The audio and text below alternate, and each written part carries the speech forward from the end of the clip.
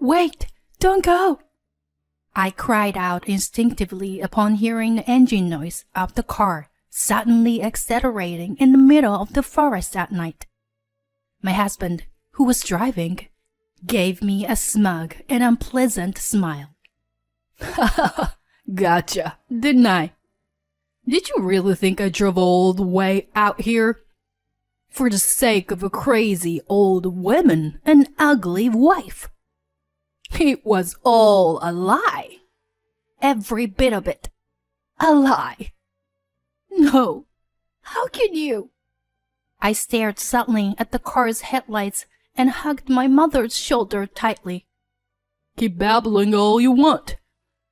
You're not getting out of here anyway. Thanks for falling for it. Both of you. See ya. Without the energy to chase after the receding car, I slumped and despaired. What would I do? We've been left behind in this forest. I have no idea which way to go. Help! Someone, please! Help! Just as tears were about to spill from my eyes. You're there. I see you. Mom! Your father is calling. Come this way, Julie. My mother gently took my hand and we slowly start walking. My name is Julie, and I am a stay-at-home wife, just like any other. I've been married to my husband Archie for over 15 years now. Perhaps due to the fact that we don't have any children, our conversations have become few and far between in recent years. While I don't talk much with Archie, I live with my parents, who serve as good conversation partners. Despite their age, my parents are strong and healthy for now. However, for Archie, this situation is far from comfortable.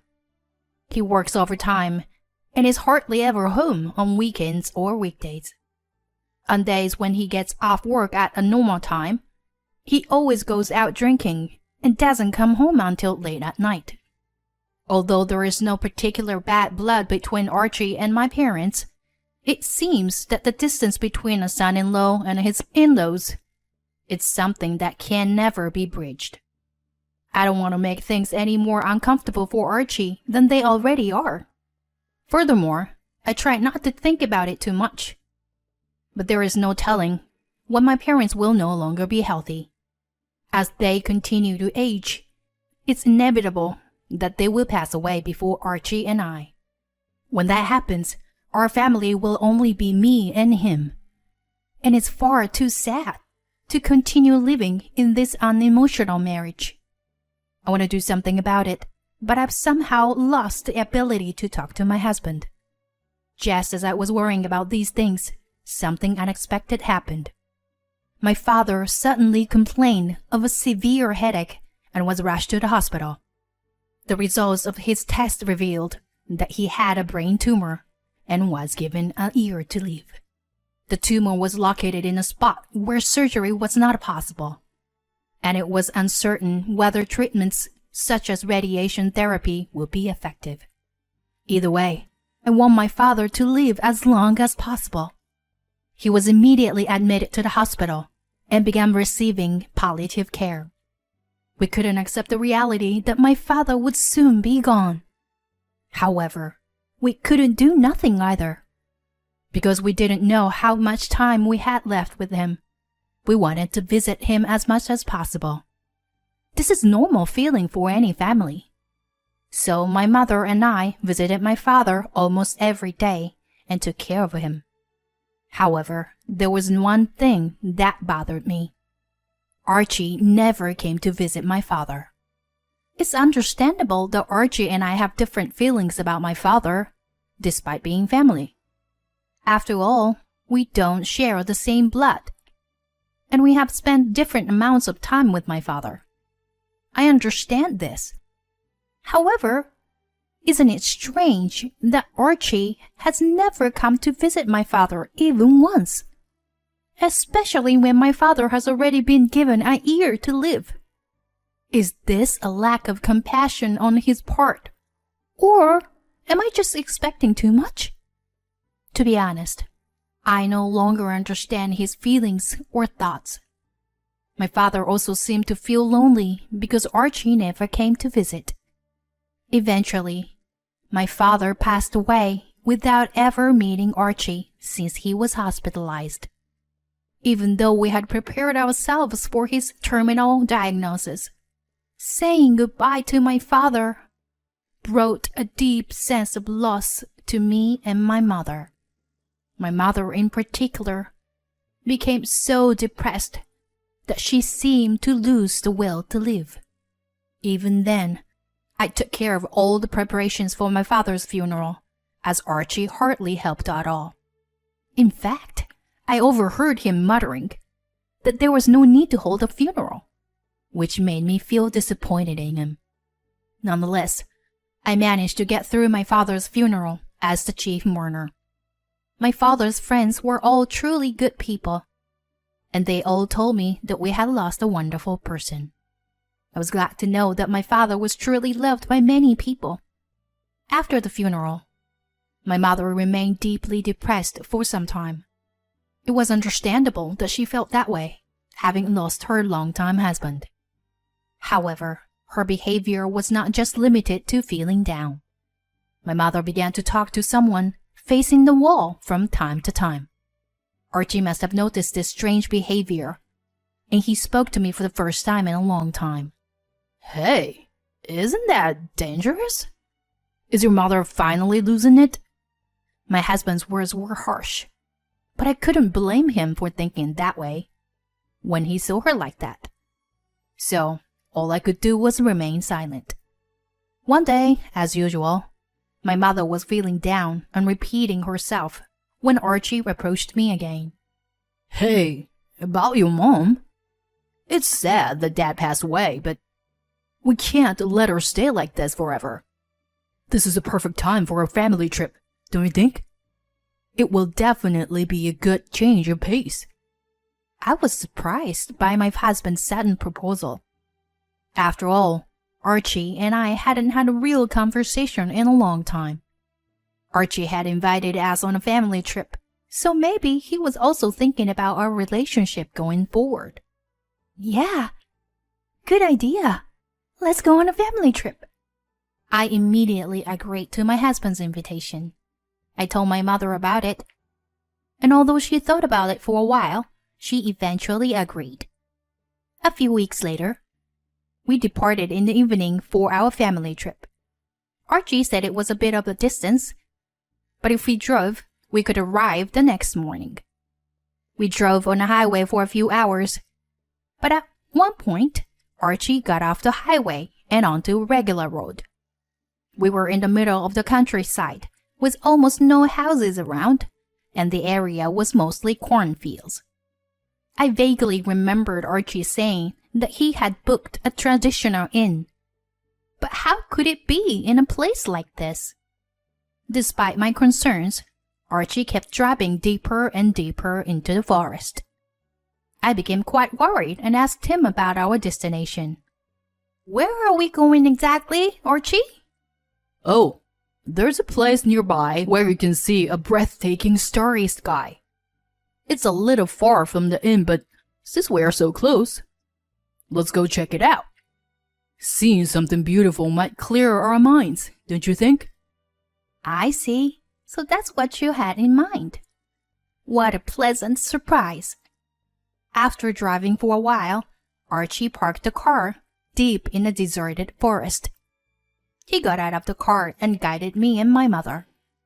As we followed him, the dense trees gradually thinned out, and the sky opened up to reveal a starry sky as far as the eye could see. What a wonderful sight! I was speechless, and my mother murmured, "How beautiful!" I sensed that my mother's spirits had lifted a little upon hearing her words. Of all the things Archie had done for us so far, this might be the most enjoyable.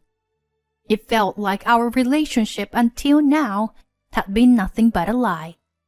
As we were captivated by the starry sky, Archie called out to us, "I brought coffee, but I forgot it in the car, so I'll go get it." You two wait here." Archie said this and went back to the car with a flashlight. I couldn't believe how thoughtful he was. I was starting to fall in love with my husband all over again. As I watched him walk away, my mother began to speak to herself. "Ever since your father passed away, I haven't been able to feel any colors when I look at things. And I've been looking down all the time. But today, I looked up the sky for the first time in a long time. And there were stars shining so brightly and vividly. I've lived a long time, but I don't think I've ever seen such a beautiful sky before. I wish I could have shown it to your father, too." "Mom." "Yeah, I know." While watching my mother shed tears as she gazed at the starry sky, I too felt a lump in my throat. It's natural that my mother still can't wipe away the sense of loss from my father's passing. However, she seemed a little more positive than before. It's thanks to Archie, and I'm glad for that. When he comes back, I have to thank him. At that moment, the sound of a car engine approached. It was an unnaturally loud sound that didn't seem to fit in with the surroundings. I turned around to see Archie's car moving and the headlights turning on. Then, my husband, who was in the driver's seat, smirked with an unpleasant grin on his face. "Gotcha, didn't I? Did you really think I drove all the way here for the sake of a crazy old woman and an ugly wife? It was all a lie. Every bit of it. A lie." "No, how can you?" I stared silently at the car's headlights and hugged my mother's shoulder tightly. "Keep babbling all you want. You're not getting out of here anyway. Thanks for falling for it, both of you.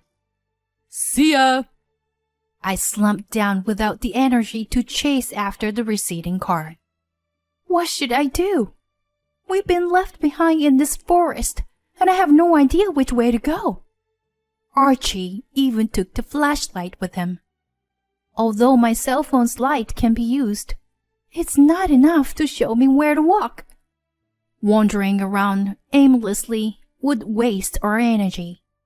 Besides, I'm already a middle-aged woman who gets tired easily, and my mother is even more exhausted.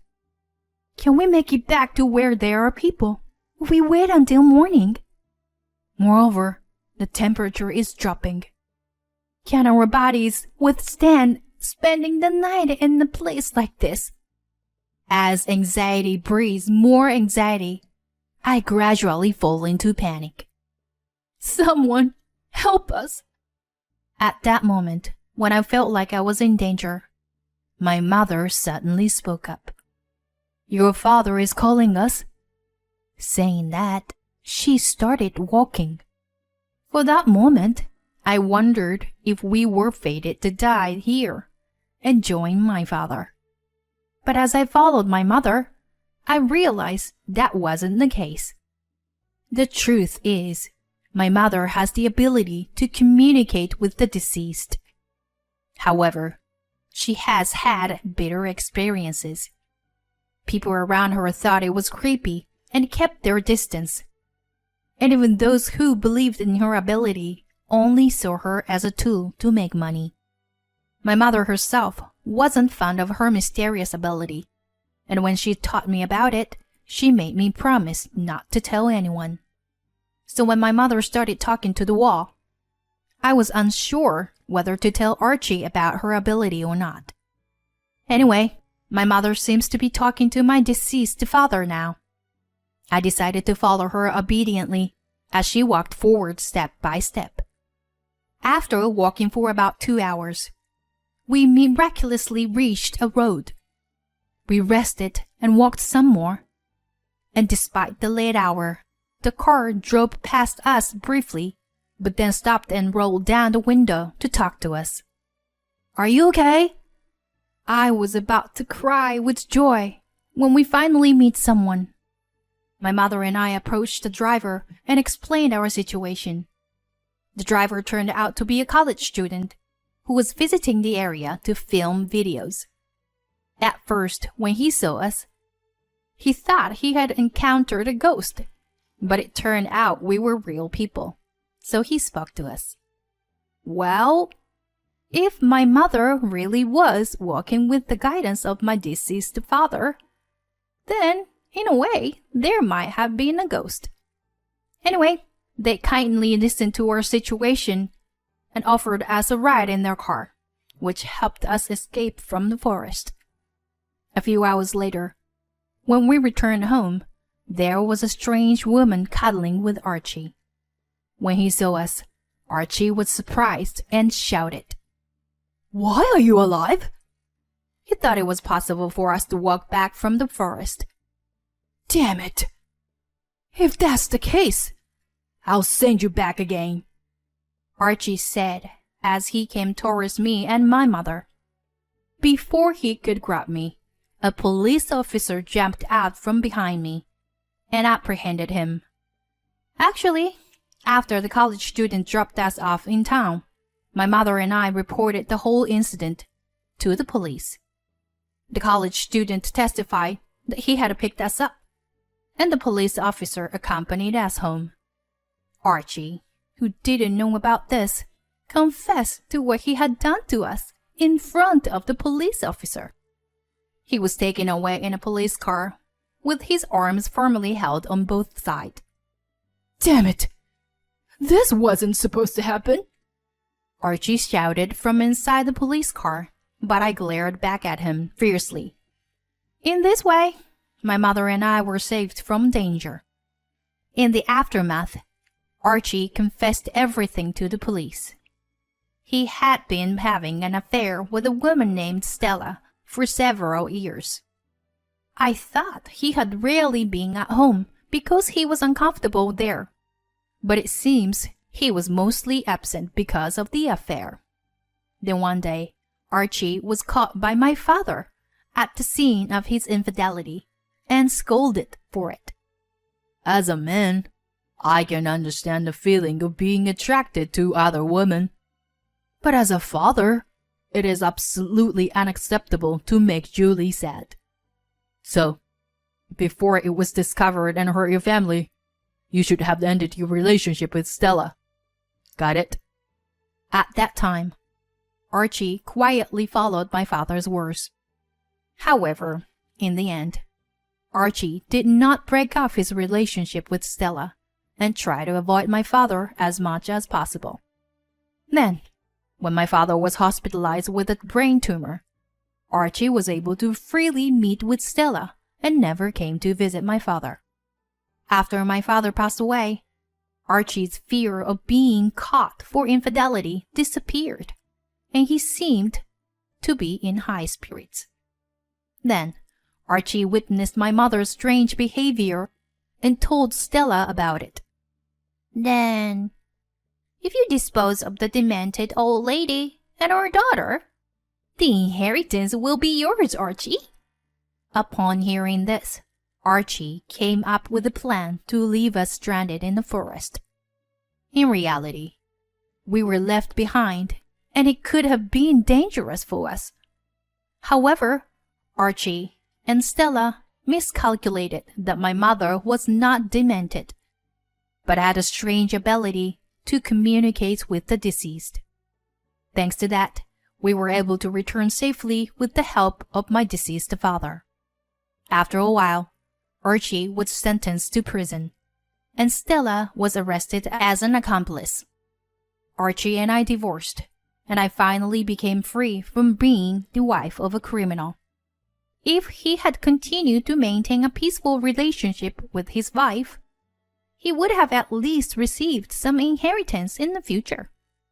However, due to being blinded by his immediate desire, he not only lost his inheritance, but also his future. What a foolish man he was. Later, my mother and I erected a tombstone on the land that my father had owned as a tribute to him. Although it was not a large area, it was a beautiful place with a stunning night sky. My mother and I expressed our gratitude to my father, once again, for saving us from the forest. When I asked my mother if my father was saying anything, she shook her head. But there was no sadness on her face. Mother said that my father was no longer with us, and that he had become at peace, since Archie was caught by the police, leaving him with no regrets. But it's okay. I'm sure he has become a star, and he is watching over us. Saying this, my mother looked up at the sky and smiled. I did the same. And then suddenly, a warm breeze surrounded us. "Oh, that must be Dad!" I exclaimed, and my mother chuckled and said, "Yes, I'm sure it is him." Smiling at each other beneath the night sky, I made a vow to treasure the time I had with my mother and live the rest of my life fully.